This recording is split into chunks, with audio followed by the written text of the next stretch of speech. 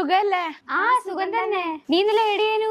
ഞാൻ ഇന്നലെ നാട്ടിലില്ലേനു. നിന്റെ മോൻ 7ാം ക്ലാസ് കഴിഞ്ഞില്ലേ? ഇനി എവിടെ ചേർക്കാനാ പ്ലാൻ? എന്താ ഇത്ര സംശയം? KPC തന്നെ. എന്റെ മോൾ ആടെയാ പഠിക്കുന്നു.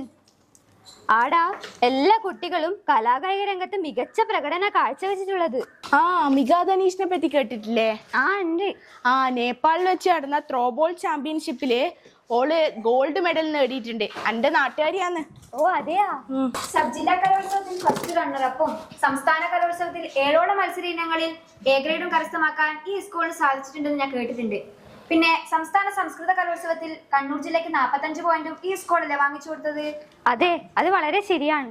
അതുപോലെ തന്നെ ഈയിടെ നമ്മുടെ ആലപ്പുഴയിൽ വെച്ച് നടന്ന ശാസ്ത്രമേളയിൽ നമ്മുടെ സ്കൂളിലെ 2 കുട്ടികൾ പ്രൊജക്റ്റില് സംസ്ഥാനത്ത് പോയിട്ട് 1ാം സ്ഥാനം നേടിയിട്ടുണ്ട്. അവർ പോണ്ടിച്ചേരിയിലൊക്കെ പോയിട്ടുണ്ട് പോലും.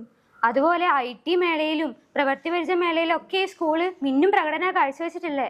സബ് ജില്ലാ കലോത്സവത്തില് സംസ്കൃതോത്സവം തുടങ്ങിയ കാലം മുതലേ KPC മിന്നും വിജയം കാഴ്ചവെച്ചിട്ടുണ്ട്. 2008 മുതൽ നമ്മളെ സ്കൂളിലെ കുട്ടികള് സംസ്ഥാനത്ത് കൂടിയാട്ടത്തിൽ മിന്നും വിജയം ഇതുവരെ കൈവരിച്ചിട്ടുള്ളത്. കുട്ടികൾ മാത്രമല്ല, അവരെ പ്രോത്സാഹിപ്പിക്കുന്ന അധ്യാപകരും നിരവധി കലാകായിക പ്രവർത്തനങ്ങളിൽ ഏർപ്പെട്ട് മിന്നും വിജയം കാഴ്ചവെച്ചു.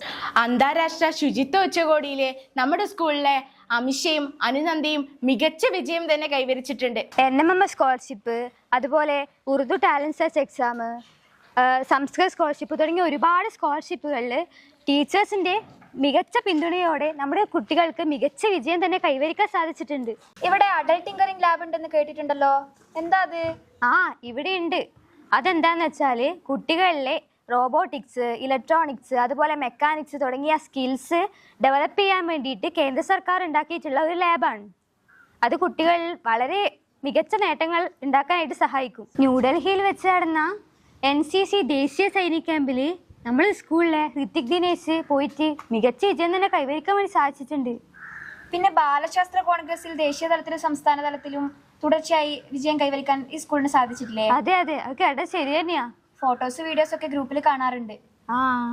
കായിക മികവ് പരിപോഷിക്കുന്നതിനായി ഈയിടെ IM വിജയൻ ഉദ്ഘാടനം ചെയ്ത സ്പോർട്സ് കോംപ്ലക്സ് അല്ലേ ഇത്? അതെ, അത് തന്നെ. ഇവിടെ വെച്ച് കുട്ടികൾക്ക് ഫുട്ബോൾ കോച്ചിങ്, അതുപോലെ ത്രോബോൾ കോച്ചിങ് ഒക്കെ നൽകുന്നുണ്ട്.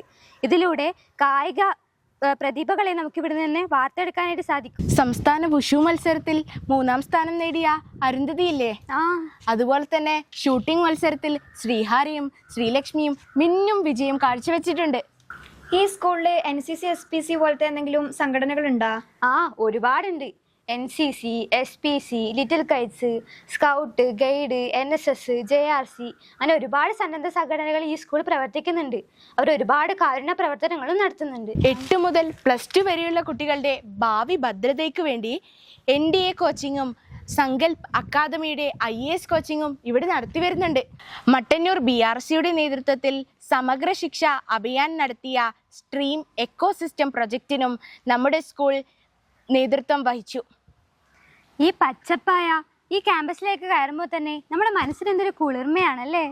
അതെ, ഇനി ഒട്ടും സംശയിക്കാനില്ല, എന്റെ മകൻ ഈ സ്കൂളിൽ തന്നെ. എന്റെ മകന്റെ കാര്യം ഞാൻ നേരത്തെ തീരുമാനിച്ചു. KPC